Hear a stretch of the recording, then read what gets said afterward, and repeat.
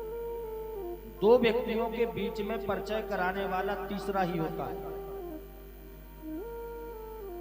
तो भगवान और भागवत का परिचय देने के लिए पद्म पुराण ने इस महात्म को गाया है। भागवत का जो महात्म है वो पद्म पुराण से लिया गया है। सबसे पहले 6 अध्यायों में भागवत का निरूपण किया गया। इसको कैसे सुनना चाहिए, क्यों सुनना चाहिए, 7 ही दिन में क्यों सुनी जाती है।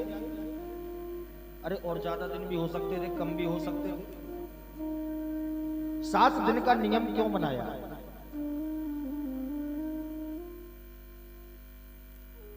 7 ही दिन में क्यों सुनते? ये सब भागवत के महात्मा में समझाया गया, बताया गया। सर्वप्रथम व्यास जी महाराज भगवान की वंदना करते हैं। देखिए भागवत ग्रंथ एक ऐसा है जिसमें केवल सत्य की वंदना की गई। अन्यत्र ग्रंथ जितने भी उठाकर देखोगे तो सबसे पहले जिसका ग्रंथ है उसी की महिमा को बताया गया, लेकिन भागवत में किसी देव का नाम नहीं। सबसे पहला श्लोक कि सच्चिदानंद रूपाय विश्वोत्पत्त्यादि हेतवे तापत्रय विनाशाय श्री कृष्णाय वयं नमः। पहले श्लोक में भगवान का स्वरूप बताया गया। भगवान का स्वरूप बताया, कहते सत्य, चित्त और आनंद। ये 3 स्वरूपों में भगवान विराजित होते हैं। सबसे पहला सत्य। अगर सत्य दुनिया में कुछ है तो वही परमपिता परमेश्वर है। इसके अलावा दुनिया में कुछ सत्य नहीं है। सब देखा जाता है। हम लोग निरंतर देख रहे हैं कि फलाने आ गए, फलाने चले गए। कितने लोगों को अपने कंधों पे ले जा करके शमशान में फूंक है। सत्य क्या है? बोले परमात्मा, वही भगवान, वही श्याम सुंदर सत्य है। दूसरा कोई सत्य है? देखिए भगवान का जब जन्म, भगवान का प्राकट्य हुआ कंस की कारागार में, तब देवताओं ने आके स्तुति गाई। स्तुति के माध्यम से भगवान को सत्य कहा गया। सत्य प्रथम सत्य नेत्रम सत्यास्मकम त्वाम शरणम प्रपद्ये। भगवान को 9 बार सत्य बोला। अब यहां पर एक विषय आता है सोचने का कि 9 बार ही क्यों बोला। देखिए 9 का अंक एक ऐसा अंक है जो किसी संख्या से कटता नहीं।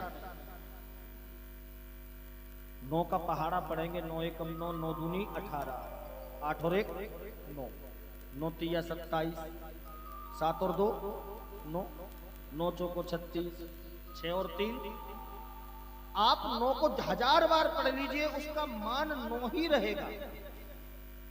इसीलिए देवताओं ने भगवान को 9 बार सत्य कहा कि प्रभु आप ही अनादि, जो कभी नष्ट ना हो। दूसरा स्वरूप भगवान का बताया चित्त स्वरूप।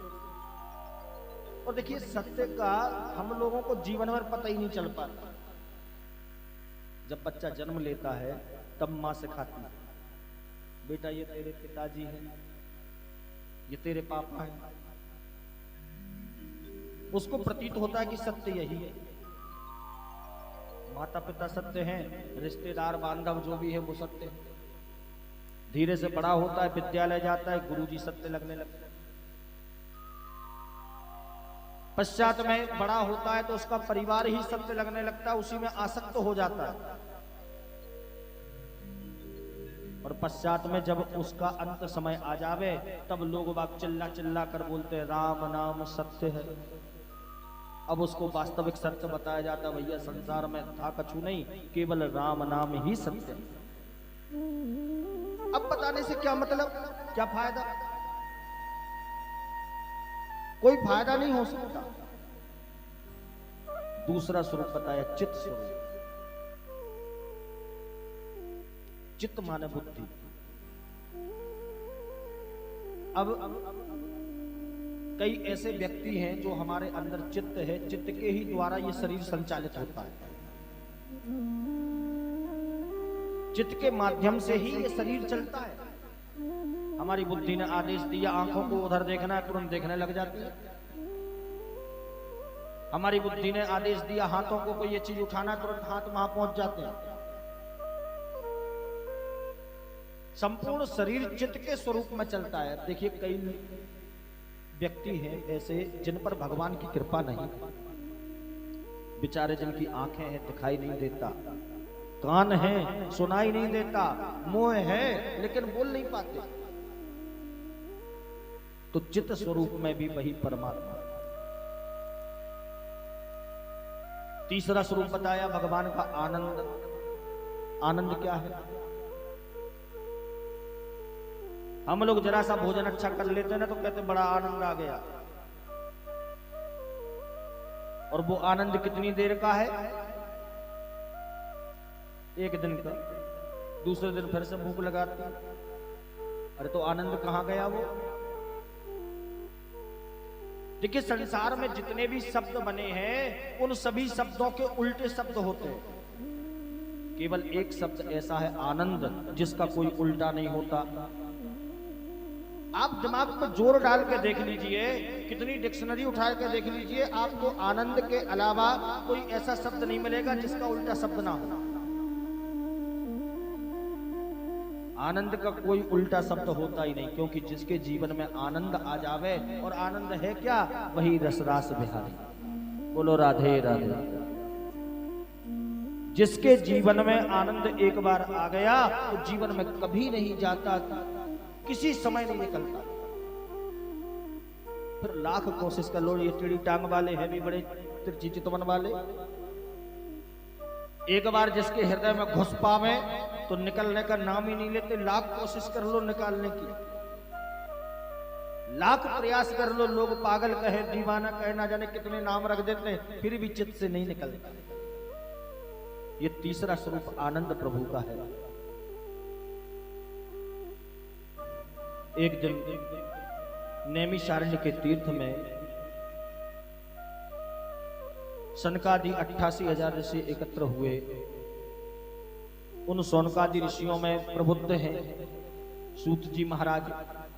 एक दिन यज्ञ कर्म पूर्ण होने के पश्चात सनकादियों ने हाथ जोड़े। उन सोनकादि ऋषियों ने हाथ जोड़ करके सूत जी महाराज से प्रश्न किया, बोले भगवान कि अज्ञान ध्वांत विध्वंस कोटि सूर्य समप्रभा सूताख्या ही कथा सारम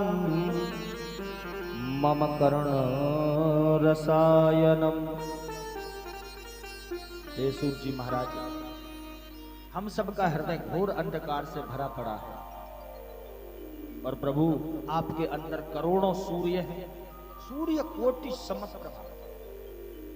तो प्रभु आप अपने अंदर के करोड़ों सूर्य को उदित करें और हमारे हृदय में जो घोर अंधकार भरा है इसको नष्ट कर दें। सूत जी बड़े प्रसन्न हुए, बोले क्या चाहते हो ऋषियों? सनकादि कहते कृष्ण प्राप्ति कर्म शाश्वत साधनम तद बदाधुना। हमें प्रभु ऐसा सरल साधन बताइए जिससे कि हमें कृष्ण की प्राप्ति हो, उन भगवान की प्राप्ति। ऐसा साधन क्या है? सूत जी बड़े प्रसन्न हो गए, गदगद हो गए। गदगद होकर के ऋषियों से कहते हैं, अरे ऋषियों, आज आपने हमें बड़ा सम्मान दिया, तो आज हम आपको मिलकर आप सभी को श्रीमद् भागवत कथा का श्रवण कराएंगे।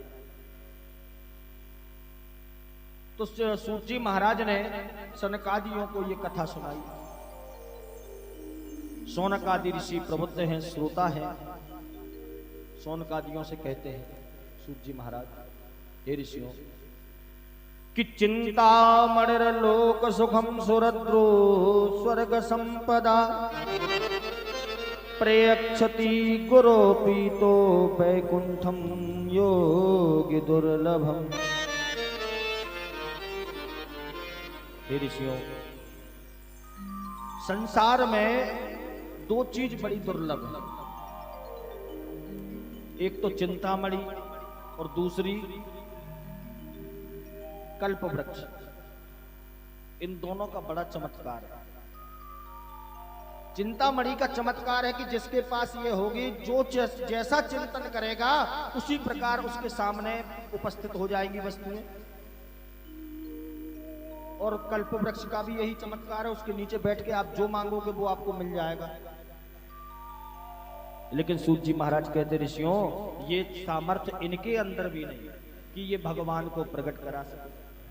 अगर इनके नीचे भी बैठ के सोचा जाए कि भगवान नारायण हमारे सामने आ जाए, तो इनके सामर्थ्य नहीं जो भगवान को प्रकट करा दे। ये सामर्थ्य तो केवल गुरुदेव में होता है। प्रयच्छति गुरोपीतो, अगर सदगुरुदेव भगवान है, अगर गुरु की कृपा हमारे ऊपर है, तो निश्चित मानिए कि हमें भगवान को प्राप्त करा देंगे। अरे बड़े बड़े अबलात्मा, विमलात्मा, महात्मा, मुनीन्द्र, यतीन्द्र, योगेंद्र आदि जिसके लिए दुर्लभ है वो परम तत्व, वो केवल गुरु कृपा से प्राप्त हो जाता है। केवल गुरुदेव की कृपा हो जावे तो ये हमें अनायास ही मिल जाता है। सूत जी कहते हैं, ऋषियों सर्व सिद्धांत निष्पन्नम संसार भय नाशनम। ये भागवत कथा जो है वो संसार के भय को नाश करने वाली है। संसार में भय किस बात का है? केवल एक ही बात का भय लगा रहता है लोगों को, कहीं मर ना जावे। भय केवल एक ही विषय का है कि हम मर ना जाएं। और दुनिया का सत्य भी वही है कि जो आया है सो जाएगा। राजा रंग फकीर, जिसने इस धराधाम पर कदम ले लिया उसको जाना पड़ता है। अरे हमारे प्रभु को भी जाना पड़ा था। गोविंद भी अपनी लीला स्मरण करके इस धराधाम से अपने परम धाम को चले गए थे। हमें डर केवल इसी बात का है, कहीं मर ना जाए। संसार भय नाशनम, और ये श्रीमद् भागवत जो है वो संसार के भय को नाश करने वाली है। जो मृत्यु का भय हमारे हृदय में रहता है, इसका नाश कर देती है। संसार का मतलब क्या होता है? कहते संसरति इति संसारा, जो निरंतर सनकता रहता है, आगे बढ़ता रहता है, उसी को संसार कहा जाता है। हम लोग चाहते ऐसा ही बना रहे। किसी माता बहन से, भाई बंधु से पूछा जाए कि तुम्हारा जन्म कब हुआ था, तो तुरंत बता देंगे फलानी फलानी तारीख में। किसी से पूछा जाए कि तुम्हारा विवाह कब हुआ था, तुरंत बता देंगे उस वर्ष में, उस समय, उस महीने में। बोले तुम्हारे बच्चे कब हुए थे, उनकी भी तारीख पता है। लेकिन अगर किसी से पूछा जाए कि तुम्हारा बुढ़ापा कब आया था, बोलो राधे राधे, बुढ़ापा कोई नहीं बता सकता। क्यों? क्योंकि ये संसार जो है वो सरकता है, हमारे हाथों से छूटता है, जो निरंतर छूटता जा रहा है। अरे आज से 5 साल पहले का विचार कीजिए कि क्या था और आज कहां पहुंच गए। ये निरंतर आगे बढ़ता रहता है और इसको हम पकड़ना चाहते हैं। ये ऐसा ही बना रहे। इस संसार का सबसे बड़ा भय मृत्यु, मरना कोई नहीं चाहता। और देखिए सत्य भी सबसे बड़ा यही है। अभी कोई रोगी व्यक्ति है, बड़ा भयंकर कष्ट पा रहा है, परेशान है, ऐसे व्यक्ति से भी पूछा जाए कि भैया मरना चाहते हो, तो वो मना कर देगा, नहीं साहब हमें नहीं मरना। एक माता राम थी जिनकी बहू बहुत परेशान करती थी। बहू रोज काम करावे, बेचारी बुजुर्ग थी तो काम उतना बनता नहीं था। एक दिन गोबर फेंकने जा रही थी, गोबर की डलिया बहुत भरी थी। अब बार बार उठाने का प्रयास करे, फिर उठावे, नहीं उठा पाए, बड़ी दुखी हुई। तुरंत ही यमराज को आज्ञा लगाई, अरे यमराज तू मुझे उठा ले। अरे संगी साथी सब चले गए, मैं ही अकेली पड़ी हूं भोगने के लिए। और देखिए भाग की बात समय की बात है, उसी समय यमराज जी वहां से निकल रहे थे, आवाज सुन ली तो सामने आके प्रकट हो गए। बोले मैया आपने बुलाया, बताइए क्या काम है। बोले कौन हो तुम। बोले मैं यमराज हूं, अभी अभी नाम लिया है तुमने हमारा, अब भी हमें पुकार रही थी आप और हम सामने आके खड़े हो गए आपके। तो मैया बताइए क्या आज्ञा है। आप कह रही थी साथ में चलना है, चलिए मैं लेने आ गया। मैया ने हाथ जोड़े, बोले एक काम करो, जब डलिया सर पे उठाए दो, जहां जा रहे थे वहां चले जाओ। कहने का तात्पर्य केवल इतना है कि मरना कोई नहीं चाहता, और संसार में सबसे बड़ा भय इसी बात का है। संसार भय नाशनम, और संसार के भय को नाश करने वाली यही श्रीमद् भागवत है।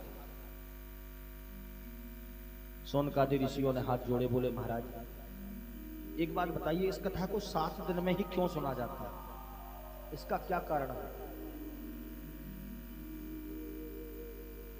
और 7 दिन में जो सुनते हैं, इसको सुनने का फल क्या है। देखिए 7-7 दिन तक अपने काम छोड़कर अपना धन वैभव तन मन धन से लगे हैं, तो फायदा क्या है। तब सूत जी महाप्रभु कहते हैं ऋषियों, यही भय एक बार राजा परीक्षित के मन में भी हुआ था। जब ऋषि कुमार ने इनको श्राप दिया कि 7 दिनों में तक्षक आके डसेगा, तक्षक आकर मारेगा काटेगा, तो इनके मन में भय हो गया। तब सुखदेव महाप्रभु ने उस भय को मुक्त किया, उस भय से मुक्ति दिलाई। अरे ये इतना दुर्लभ तत्व है कि जो कि देवताओं को भी वर्जित है, देवताओं को भी नहीं मिलता। जब परीक्षित को श्राप लगा, श्राप लगने के बाद देवता लोग अमृत का कलश लेकर के वहां पे पधारे, अमृत का कलश लेके आए। बोले महाराज जो कथा अमृत आप इसको पिलाना चाहते हैं परीक्षित को, वो हमें पिला दीजिए। और ये अमृत हम लेके आए, इसको मरने का डर है, इसको ये अमृत पिला दीजिए, ये मरेगा नहीं, अमर हो जाएगा। सुखदेव महाप्रभु मुस्कुराए, बोले देवताओं में तो तुम्हें देख के ही समझ गया था कि जरूर किसी छल के लिए आए होंगे।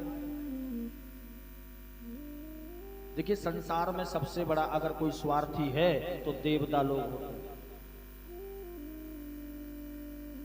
गोस्वामी तुलसीदास जी ने बड़ा सुंदर लिखा है, सबसे बड़े अगर संसार में कोई स्वार्थी है तो देवता लोग हैं।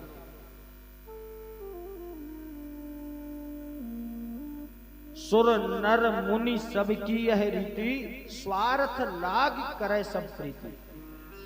सबसे पहले नंबर पर देवता लोग आते हैं, सुर, दूसरे पे मनुष्य नर, और तीसरे पे मुनि। कुछ लोगों का ऐसा प्रश्न होता है कि जब भगवान ही हमें देते हैं तो हम भगवान को काय को दें। बोलो राधे राधे। ऐसा मन में प्रश्न आता है कई बार कि भगवान हमें देने वाला है और हम ही भगवान को चढ़ाते फिर रहे हैं, तो क्यों दें। लेकिन देखिए देवता सबसे बड़े स्वार्थी होते हैं। अगर तुमने जान पहचान बना के रखी तो ठीक है, और नहीं तो हम भी तुम्हें नहीं जानते। बोलो राधे राधे। हमारा तुम्हारा कोई मेल नहीं।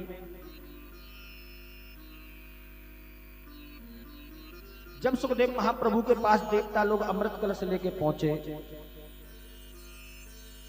देवताओं ने अमृत सामने रखा। सुखदेव महाप्रभु कहते हैं कि एवं विनिमये जाता सुधाराज्ञा प्रपीयता, प्रणास्यामो वयं सर्वे श्रीमद्भागवतामृतम्।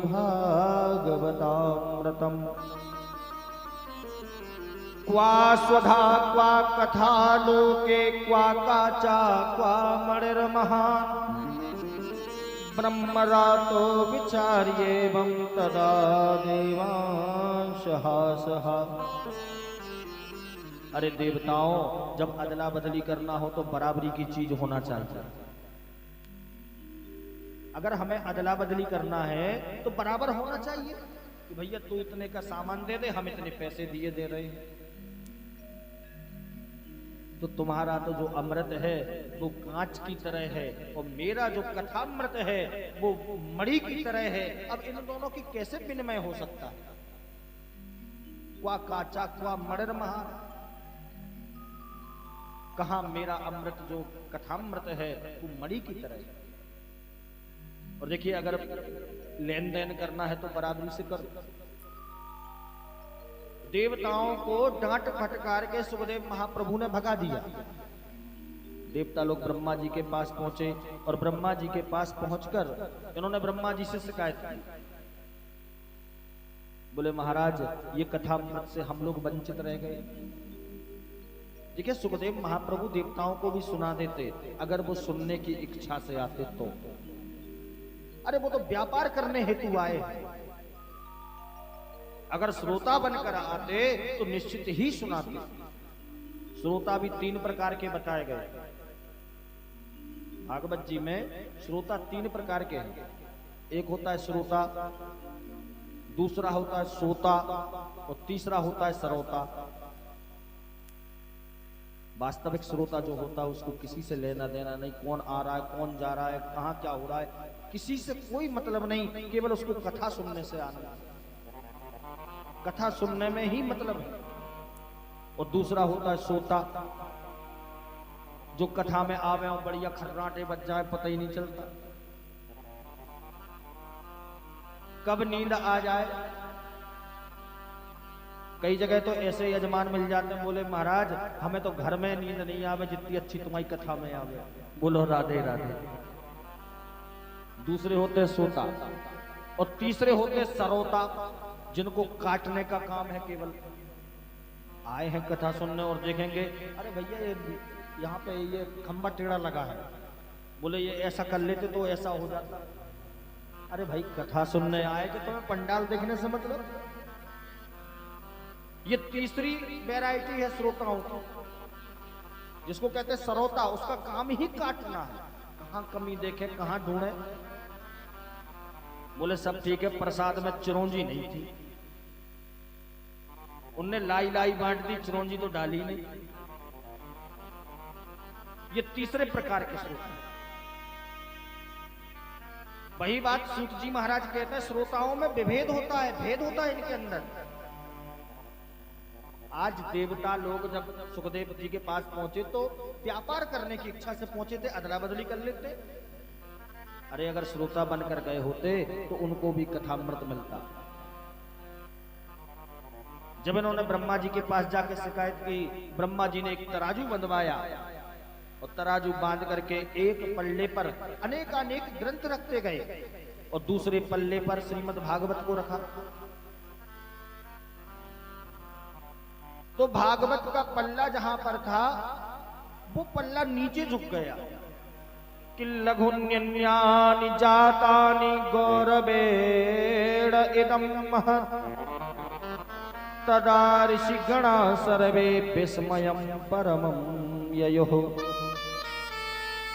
आश्चर्यचकित रह गए। भागवत का पल्ला नीचे चला गया और देखिए नीचे वही होता है जो भारी होता है। जो फलित वृक्ष होता है वही झुकता है, जो फलित वृक्ष हो गए वही झुकता है, जो सूखा है वो सीधा ठूठ की तरह खड़ा रहता है। कई ऐसे भी होते हैं जिनको भाई हम नीचे नहीं बैठे।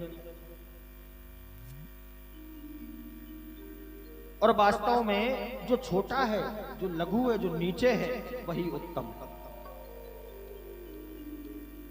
आज सूत जी महाराज कथा सुनाते कहते हैं ऋषियों कि एकदा ही विशालायां चत्वारा ऋषयो मतः सत्संगार्थम समायाता तत्र मुस्तत्र नारदम। एक समय की बात है, देव ऋषि नारद जी इस मृत्युलोक में आए थे यहां पर सत्संग की इच्छा से। और संपूर्ण पृथ्वी पर घूम करके बद्री विशालपुरी में पहुंचे, जिसको कहते हैं बद्रीनाथ। पहले उसका नाम विशालापुरी था, आज कहते हैं बद्रीनाथ। और उस बद्रीनाथ धाम में पहुंचकर सनकादि ऋषि, सनक, सनंदन, सनातन, सनत कुमार, ये ब्रह्मा जी के चारों पुत्र वहां पर पहले से थे उपस्थित। इन्होंने नारद जी को दूर से आते हुए देखा तो इनका मुख मलिन था, उतरा हुआ मुख था। पास आए तो नारद जी से पूछ लिया, अरे नारद जी कि कथम ब्रह्मन दीन मुखा कुतश्चिंता तुरो भवान त्वरितम गम्यते कुत्र कुतश्चागमनम तव। अरे नारद जी तुम्हारा क्या चला गया जो इतना बुरा मुंह उतारे फिर रहे हो? अरे नारद जी हमने तो ऐसा सुना है कि तुम्हारे पास तो कुछ है नहीं, एक झोपड़ी भी नहीं है। और नारद जी को एक श्राप भी लगा है कि 2.5 घटी से ज्यादा कहीं रुकते नहीं। नारद जी ने दक्ष प्रजापति के 1000 पुत्रों को ज्ञान देकर, उनको ज्ञान दिया, ज्ञान देकर समझा बुझा दिया। इन्होंने वैराग्य धारण कर लिया। नारद दक्ष प्रजापति ने दूसरा विवाह किया, दूसरी पत्नी के 100 पुत्र हुए। नारद जी उनको भी सिखाने पढ़ाने आ गए। तो दक्ष प्रजापति को क्रोध आया, क्रोध में भरकर उन्होंने नारद जी को श्राप दे दिया था कि तुम 2.5 घटी से ज्यादा कहीं रुक नहीं पाओगे। 2.5 घटी मतलब 1 घंटा। नारद जी कहीं भी जावे 1 घंटा से ज्यादा नहीं रुक सकते, श्राप लगा है। बोलो राधे राधे। तो कहते महाराज तुम्हारे पास ना कोई घर ना झोपड़ी, तुम 1 घंटे से ज्यादा कहीं रुकते नहीं, तो इतना मुख मलिन क्या क्यों है? अरे तुम्हारा क्या चला गया? आज तो तुम्हें देख के ऐसा लगता है जैसे कोई कंजूस का धन चला गया हो। कोई कंजूस व्यक्ति का अगर धन चला जावे ना तो ऐसे ही उदास होता है। अरे संतों का धन तो भगवान नाम होता है, भगवान का नाम होता है। तुम्हारा ऐसा क्या चला गया बताइए? नारद जी ने तब कहा, भैया कि स्वर्गे शक्तिम च कैलासे वैकुंठम न स्वयं रसः पुष्करम च प्रयागम च काशीं गोदावरीं तथा हरिक्षेत्रम कुरुक्षेत्रम श्रीरंगम सेतुबंधनम एवमादिशि तीर्थेषु भ्रममाणे इति शब्द कहा। कहते हैं भैया मैं सत्संग की इच्छा से इस मृत्युलोक में आया और यहाँ आकर मुझे सत्संग तो नहीं मिला बल्कि दुख हो गया। क्या हुआ? कहते सबसे पहले मैंने सोचा संतों के यहाँ चला जाए, वहां सत्संग होगा। देखिए जब देवताओं को सत्संग पाना होता है ना तो इसी धरती पर आना पड़ता है, इसी धरा पर ही सत्संग है, बाकी कहीं नहीं। वैकुंठम योगी दुर्लभम, वैकुंठ में भी वो रस नहीं मिल सकता जो इस धरती पर है, इस धरा पर है।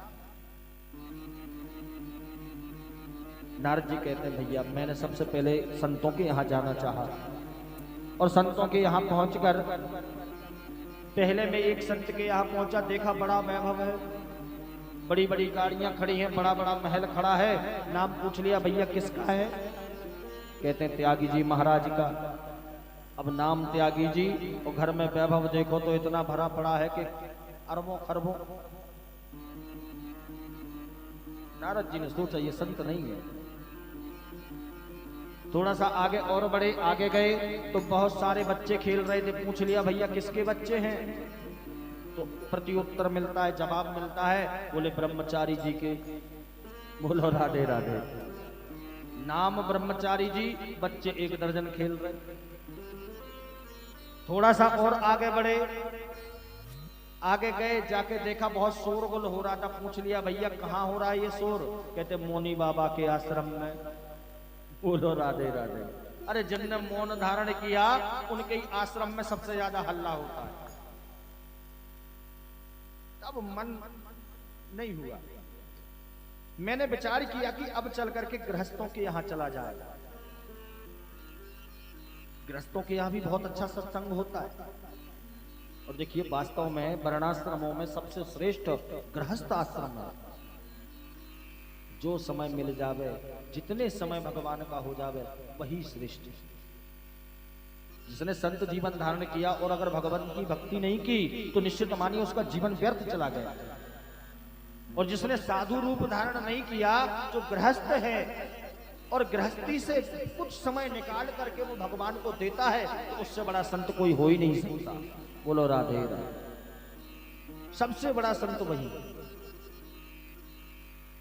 गोस्वामी जी ने तो बड़ा सुंदर लिखा है कि एक घड़ी आधी घड़ी आधव में पुण्य आधु, और तुलसी संगत साधु की हरे कोटि अपराध।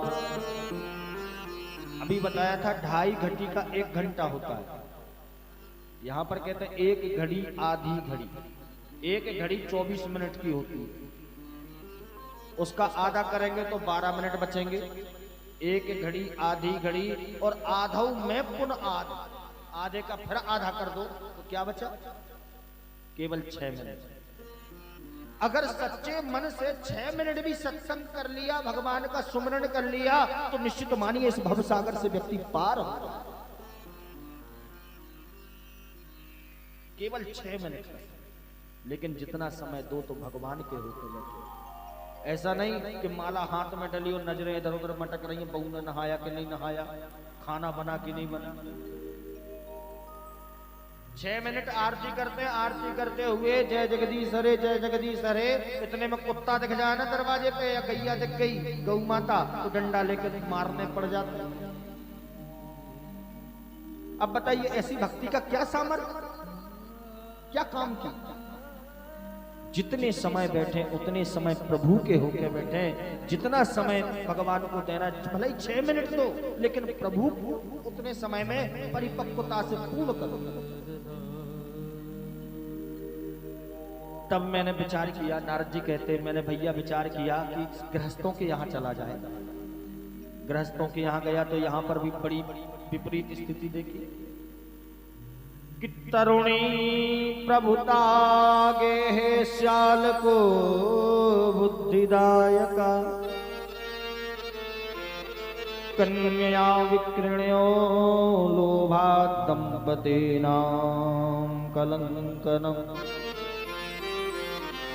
गृहस्थों के यहाँ बड़ी विपरीत स्थिति देखी। क्या? गृहस्थों के यहाँ गया तो तरुणी प्रभुता गे है, घर में राजकाज देवी जी का चलता है। देवी जी अगर कह देवे ना कि ऐसा होना है तो ऐसा ही होना है। तरुणी प्रभुता गे, एक भी शब्द मेरे मन का नहीं है, भागवत जी में साफ साफ। और मेरा तो नियम है कि भागवत से हट के बोलते भी नहीं। साफ साफ लिखा है, तरुणी प्रभुता गे है श्याल को बुद्धिदायका। बोले घर में माता पिता की नहीं चलती, आज उस बहू की चलती। हम लोग सबसे आज्ञा ले लेते, अपने माता पिता से आज्ञा नहीं लेते। जो काम करना उल्टा। और देखिए शास्त्र तो ये कहते हैं कि जिसके घर में माता पिता अगर बेटा बेटियों से आज्ञा लेने लगे तो निश्चित मानिए उस घर का पतन प्रारंभ हो जाता है। अगर माता पिता की जगह बेटा बहू आज्ञा देने लग जावे तो ऐसा घर समझ लो ज्यादा दिन चलने वाला नहीं। घर में चलती देवी जी की है और बुद्धि देने वाले कौन है? बोले श्याल को बुद्धिदाय कहा। अगर कोई बुद्धि का काम होता है, कोई जरूरत होती है, तो लोग अपने माता पिता से, अपने भाई बंधु से नहीं पूछते, सबसे पहले साले साहब को फोन लगेगा। भैया गाड़ी ले रहे हैं, कौन सी ले ले? बोलो राधे राधे। बुद्धिदायक साले साहब। और देखिए अगर नहीं फोन लगाए तो देवी जी नाराज हो जाएंगे। एक टाइम भोजन नहीं मिलेगा, बोले तुमने हमारे भैया से नहीं पूछी, तुमने इतना बड़ा काम कर लिया, भैया को खबर भी नहीं दी। श्याल को बुद्धिदाय कहा। और दूसरी बात, कन्या विकृणात् लोभात्। अरे आजकल के गृहस्थ तो इतने दुष्ट हो गए हैं कि अपने बेटा बेटी को भी बेच देते हैं। दहेज के लोभ में आकर कई लोग ऐसे हैं जो अपने बेटे का मोल भाव लगा देते हैं। बोले 10 लाख लगेंगे तब शादी होगी। एक गाड़ी भी चाहिए इतनी बड़ी। कन्या विकिरणात् लोभाद दंपति नाम कलंक। ये कलंक है दंपत्य जीवन का। जो दहेज मांगने वाले होते हैं ना, वो सबसे बड़े भिखारी होते हैं। उनसे बड़ा भिखारी संसार में कोई नहीं हो सकता। अरे जिसने अपने जिगर का कलेजा आपको दे दिया, उससे बढ़कर और क्या हो सकता है। उन पैसों को कितने दिन चला पाओगे? 10-20 लाख 50 लाख दे दिए, उससे होना क्या है? और कहते हैं कि जो धन आवे ऊपरी 10 वर्ष नो खाए, और 11 वर्षे जब लगे जड़ा मूड़ से जाए। जो गलत तरीके से धन कमाया जावे, लिया जावे, वो केवल 10 साल तक चलता है, और जब 11वां साल लगेगा तो आपकी मेहनत का भी लेके चला जाएगा। इसलिए अनीत का नहीं। नारद जी कहते हैं, अरे ऋषियों, अरे भैया मैं गया गृहस्थों की, बड़ी विपरीत स्थिति देखी, मेरा मन भर गया। फिर मैंने विचार किया कि चल करके कृष्ण की नगरी वृंदावन में चला जाए। कृष्ण शाश्वत साधनम को बधा दो। ऐसा विचार करके भैया मैं वृंदावन में गया। वृंदावन में बड़ा विचित्र चित्र देखा कि तत्राचार्यं मया दृष्टं श्रूयता तन्मुनीश्वरः एकाको तरुणी तत्र निधन्ना खिन्नमस्तका। मैंने स्थिति देखी जाकर वृंदावन में, तो एक खिन्न मना स्त्री बैठी है, जवान है, तरुणी है। तरुणी माना होता जवान, और बड़ी खिन्न मन है। उसकी गोद में 2 बुढ़े पड़े हैं, बुजुर्ग हैं, जो गोद में सिर रख करके लेटे हुए हैं। खिन्न मन से मैंने जाकर उस स्त्री से के पास जाना चाहा। मेरा मन हुआ कि जाके पूछ लूं, लेकिन दूसरी बात मन में आई कि देखिए माताओं का हृदय बड़ा द्रवित होता है। एक घड़ी में बड़ी प्रसन्न हो जावे तो हंस हंस के बात करने लगे, और दूसरी घड़ी में क्रोध आ जावे तो न जाने क्या क्या बोल जावे। बोलो राधे राधे। एक बार प्रसन्न हो जावे तो अच्छे प्रेम से बोले, और उसी क्षण थोड़े समय बाद क्रोधित हो जाती। नारद जी ने विचार त्याग दिया, अब मैं वहां नहीं जाता। ऐसा विचार करके नारद जी वहां से मुड़ करके वापस आने लगे। तब उस स्त्री ने आवाज लगाई नारद जी को कि भो भो साधो क्षणं तिष्ठ मंचिता मयि नाशयत् दर्शनम तब लोकस्य सर्वथा सहनम तब। भो भो साधु क्षणम तिष्ठ। हे साधु थोड़ी देर रुकिए। अरे नारद जी कहाँ जा रहे हो, रुक जाइए जरा। जब ये आवाज सुनी तो पास में पहुंच गया और जाकर के पूछ लिया, अरे देवियों तुम कौन हो? और जो ये पंखा सेवा कर रही हैं, ये स्त्रियां खड़ी हैं झुंड बनाकर, ये कौन है? और ये जो 2 बुढ़े पड़े हैं, ये कौन है? तब कहती हैं कि अहम भक्ति विख्याता इमौ में तनयौ सुता ज्ञान वैराग्य नामानो काल योगे न जर्जरौ। महाराज मेरा नाम भक्ति है, और ये मेरे दोनों बेटा ज्ञान वैराग्य है। और देखिए ये कलिकाल है, कलिकाल प्रारंभ हो गया। इसमें मेरे ज्ञान वैराग्य ये दोनों बेटा जर्जर हो गए, बुढ़े हो गए। आज के व्यक्ति में ना तो ज्ञान है ना वैराग्य है। और देखिए इन दोनों के बिना अगर भक्ति की जावे तो वो व्यर्थ है, बेकार है। क्योंकि ऐसी भक्ति बंध्या भक्ति कहलाती है, और बंध्या भक्ति की कोई महिमा नहीं है। बोले महाराज ये मेरे दोनों बेटा है जो बूढ़े हो गए, मेरा जन्म दक्षिण की दिशा में हुआ, वहां से धीरे धीरे करके मैं बुढ़ी होती गई, ये जवान होते गए, और जैसे ही मैंने वृंदावन में पैर रखा तो मैं जवान हो गई, ये दोनों बुढ़े हो गए। महाराज कुछ उपाय कीजिए। नारद जी ने अनेक ग्रंथों को बारंबार पढ़ना प्रारंभ किया। गीता पाठम मोहर मोहर, गीता पाठ को कई बार सुनाया, कई बार श्रवण कराया गीता पाठ को, अनेक वेद वेदांग आदि पर सुना दिए, लेकिन थोड़ी सी मूर्छा खुले और फिर वह ज्ञान वैराग्य अचेत अवस्था में चले जाते, मूर्छित होकर फिर गिर जाते। नारद जी परेशान हो गए। तब वहां पर आकाशवाणी हुई कि हे नारद, इनके स्वस्थ करने के लिए, इन दोनों को अगर स्वस्थ करना है तो इनके लिए सत्संग करो, सत्कर्म करो।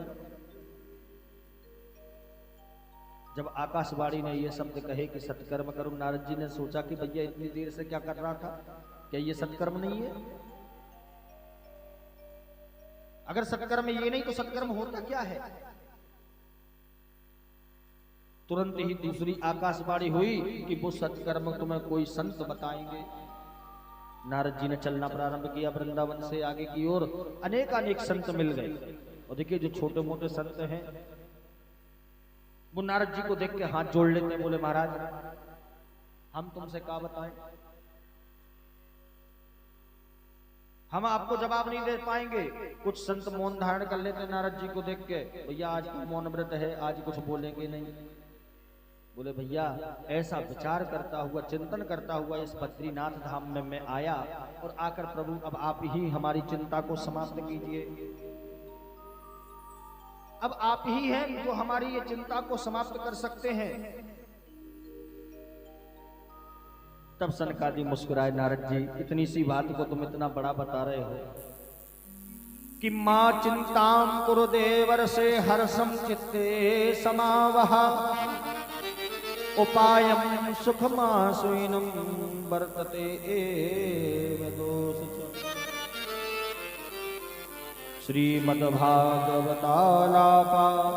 सतगीत सुखाविधि। अरे नारद जी, ज्ञान वैराग्य को पुष्ट करना है तो श्रीमद्भागवत सुनाइए। नारद जी मुस्कुरा दिए, बोले भैया एक बात बताइए, जब मैंने वेद वेदांग आदि सुना दिए तो वेद रूपी कल्प वृक्ष का ये फल है भागवत, तो जब मैंने पूरा पेड़ ही दे दिया उसमें ठीक नहीं हुए, और आप कहते हो ये छोटा सा फल दे दो इससे ठीक हो जाएंगे। सनकादि कहते नारद जी एक बात बताइए कि आम में स्वाद होता है कि आम के पेड़ में? अब कोई कहे कि आम इतना स्वादिष्ट है तो आम का पेड़ खाकर देखा जाए कैसा लगेगा, तो बताइए आम में स्वाद होगा क्या? बोले ये वेद का कल्प रूपी, वेद जो हैं उनका पका पकाया फल श्रीमद् भागवत है, और जो फल में स्वाद होता है वो वृक्ष में कभी नहीं हो सकता। इसलिए नारद जी उन ज्ञान वैराग्य को पुष्ट करना है तो श्रीमद् भागवत सुनाइए। नारद जी प्रसन्न हो गए, तुरंत ही बोले भैया चलो कहां करें? बद्रीनाथ से उतरकर हरिद्वार में आए। देखिए भागवत कथा एक ऐसी है जिसमें श्रोता होना अनिवार्य है, और श्रोता नहीं तो कथा कैसे हो? बद्रीनाथ पहले ऐसा था नहीं जैसा आज है, सुख सुविधाएं पहले थी नहीं, तो बहुत कम लोग ही पहुंच पाते थे। तो नारद जी वहां से उतरकर हरिद्वार में आए, गंगा जी के तट पर श्रीमद् भागवत का आयोजन रखा, और सनकादि ऋषि सनक, सनंदन, सनातन, सनत कुमार चारों भाइयों ने मिलकर के नारद जी को भागवत कथा श्रवण कराई। बोली वृंदावन बिहारी लाल की, भागवत महापुराण की जय। भागवत सुनाई, और देखिए वहां पर भक्ति मैया अपने बेटा ज्ञान वैराग्य के साथ छम छम करती हुई, नाचती हुई उस कथा पंडाल में पधारी। कथा पंडाल अनेकानेक ऋषियों से भरा पड़ा है। भृगु वशिष्ठ च्यवनस्य गौतम मेधात्र देवल देवरात। भृगु है, वशिष्ठ है, च्यवन है, गौतम है, अत्रि है, पुलय है, क्रतु है, अनेक ऋषिगण। जो गृहस्थ संत थे वो अपने पत्नी अपने बच्चों के साथ आए, और जो वैरागी संत थे, जो ब्रह्मचारी संत थे, वो अपने शिष्य परिकर को साथ लेकर उस कथा में पधारे। कथा संपूर्ण हुई, ज्ञान वैराग्य के साथ भक्ति मैया छम छम करती हुई, नाचती हुई उस कथा पंडाल में पधारी, और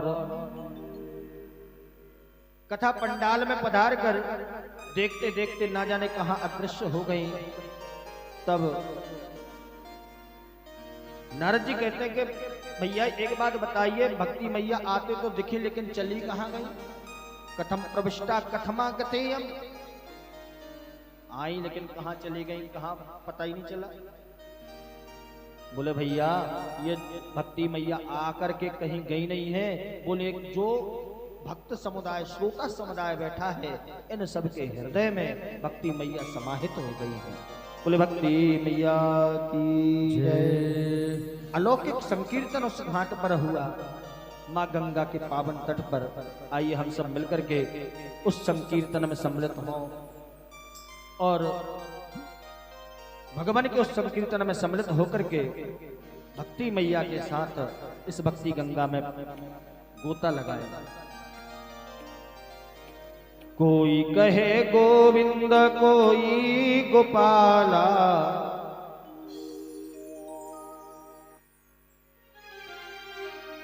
कोई कहे गोविंद कोई गोपाला, मैं तो कहूँ सांवरिया बांसुरिया वाला, मैं तो कहूँ सांवरिया बांसुरिया वाला, मैं तो कहूँ सांवरिया बांसुरिया वाला, मैं तो कहूँ सांवरिया बांसुरिया वाला। कोई कहे गोविंद कोई गोपाला, कोई कहे गोविंद कोई गोपाला, मैं तो कहूँ सांवरिया बांसुरिया वाला, मैं तो कहूँ सांवरिया बांसुरिया वाला। गोविंदा जय जय गोपाला, जय जय गोविंदा, जय जय गोपाला, जय जय गोविंदा, जय जय गोपाला, जय जय गोविंदा, जय जय गोपाला।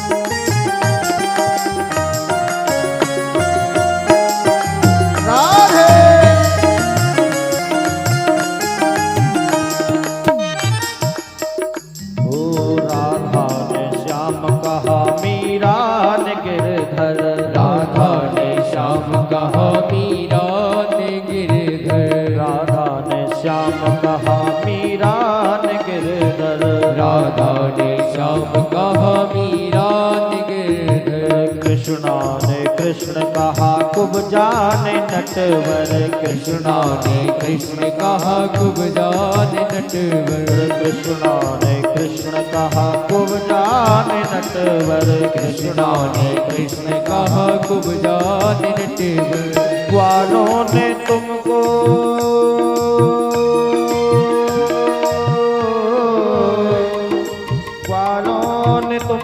पुकारा है ग्वाला, ग्वालों ने तुमको पुकारा है ग्वाला। मैं तो कहूँ सांवरिया बांसुरिया वाला, मैं तो कहूँ सांवरिया बांसुरिया वाला, मैं तो कहूँ सांवरिया बांसुरिया वाला, मैं तो कहूँ सांवरिया बांसुरिया वाला।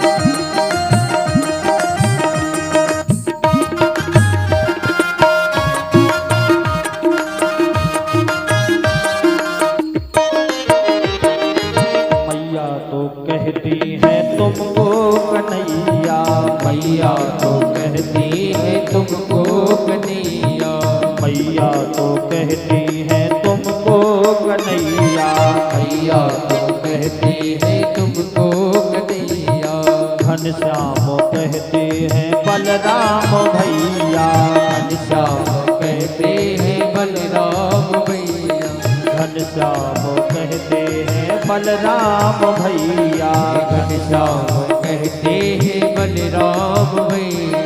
सूर्य जी की आंखों के तुम हो उजाला, सूर्य सूर्य जी की आंखों के तुम हो उजाला, सूर्य जी की आंखों के तुम हो उजाला, सूर्य जी की आंखों के तुम हो उजाला।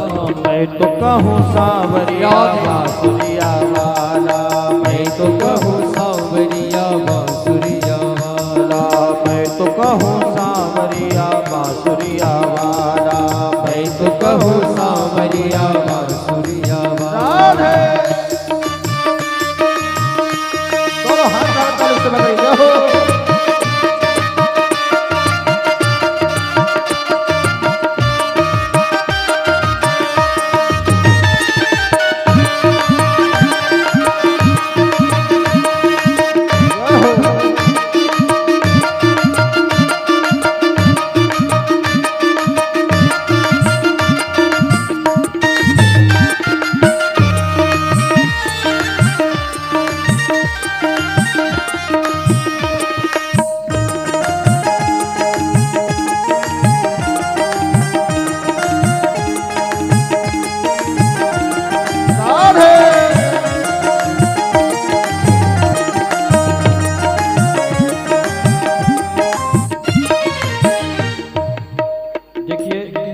अलौकिक संकीर्तन माँ गंगा के पावन तट हरिद्वार में हो रहा है। भक्ति मैया छम छम करके नाच रही है। देखिए गायन वादन तो हम लोग कर सकते हैं, लेकिन नृत्य नहीं कर सकते।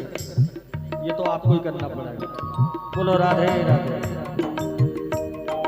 भीष्म जी के बनवारी अर्जुन के मोहन, भीष्म जी के बनवारी अर्जुन के मोहन, भीष्म जी के बनवारी अर्जुन के मोहन, भीष्म जी के बनवारी अर्जुन के मोहन। छलिया ही कह कर पुकारे दुर्योधन, छलिया ही कह कर पुकारे दुर्योधन, छलिया ही कह कर पुकारे दुर्योधन, छलिया ही कह कर पुकारे दुर्योधन। कंस तो कहता है जल कर के काला, कंस तो कहता है जल कर के काला, कंस तो कहता है जल कर के काला, कंस तो कहता है जल कर के काला। मैं तो कहूँ सांवरिया बांसुरिया वाला, मैं तो कहूँ सांवरिया बांसुरिया वाला, मैं तो कहूँ सांवरिया बांसुरिया वाला, मैं तो कहूँ सांवरिया बांसुरिया वाला। राधे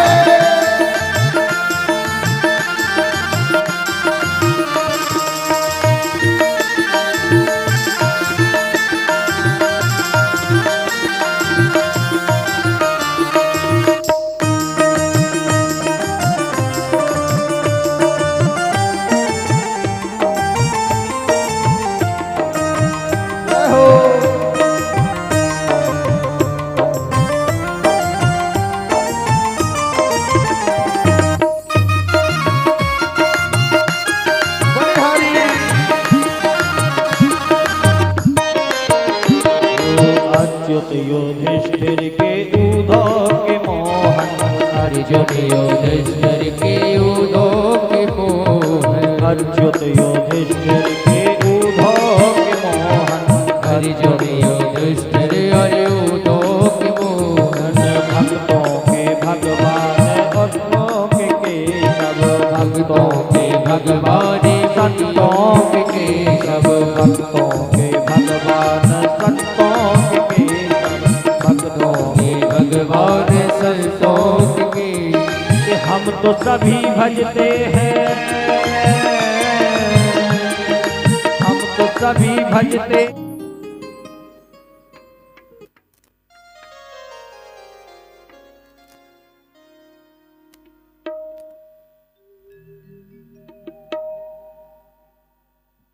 सभी लोग अपने स्थान पर खड़े हो जाएं आरती के लिए।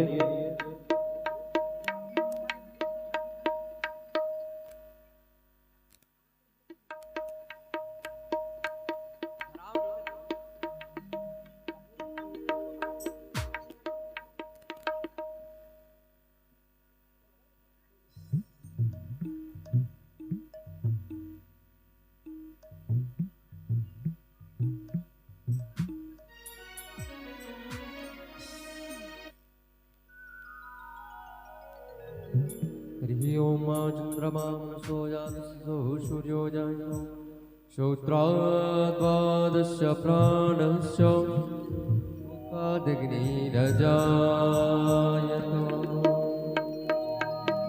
श्री श्याम सुंदर तेरी आरती गाओ श्याम सुंदर तेरी आरती गाओ। बाकी बिहारी तेरी आरती गाओ बाके बिहारी तेरी आरती गाओ। आरती गाओ प्रभु आपको मनाऊं आरती गाऊं प्रभु आपको मनाऊं।